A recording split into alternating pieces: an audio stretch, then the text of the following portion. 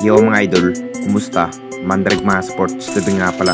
Ating pag-usapan, Barangay Hinebra, Mikey Williams, bagong Hinebra player at coach team, kumpiyansa pa rin kay Troy Rosario. Pero bago na nga yan, kung bago pa lang sa aking channel, huwag mong kalimutan mag-subscribe at i-click ang notification bell para like kang updated sa atin dito sa upload pa natin.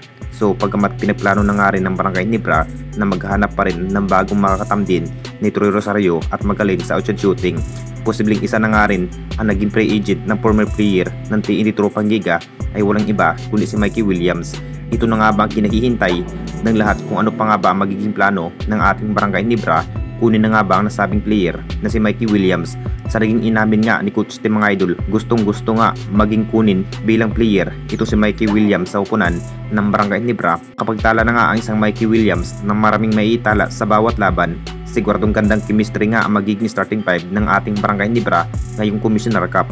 Kung sakaling matutuloy nga ang isang Mikey Williams sa upunan ng Barangay Hinebra, masasabing mas lalo pang lumakas ang magiging opensiba ng Barangay Hinebra kapag si Mikey Williams ang magiging sentro. Excited na nga rin ang lahat mga idol kung gaano na nga ba kasulid yung lineup ng Barangay Hinebra ngayong season na may Troy Rosario at makapagdesisyon na rin ng SMC. Talagang matutuloy na rin itong si Mikey Williams sa upunan ng Barangay Hinebra. Anytime na makuha nga ng Barangay Hinebra bio free agent, hindi na rin hawak ng TNT Tropang Giga ito ang nasabing player na si Mikey Williams. At dito na naman tayo sa isa pa nating balita, coach team, kumpiyansa pa rin kay Troy Rosario.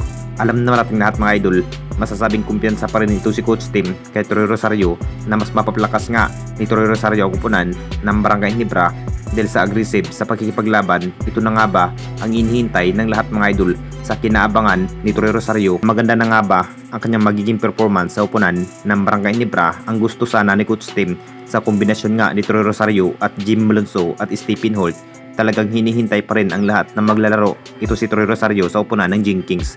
Nakita naman nating lahat mga idol sa naging bawat kilos at saktong pangangatawan ito si Troy Rosario. Kumpiyansa pa rin ito si coach team na gumagana nga ang triangle opens kapag si Troy Rosario magiging magdadala sa opensiba.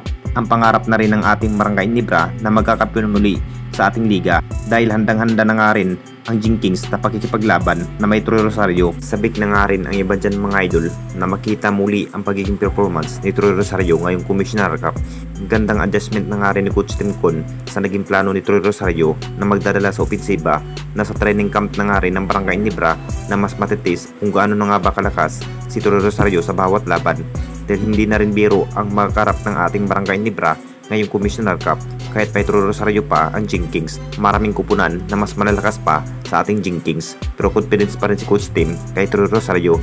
Anong masasabi ninyo mga idol tungkol sa ating video?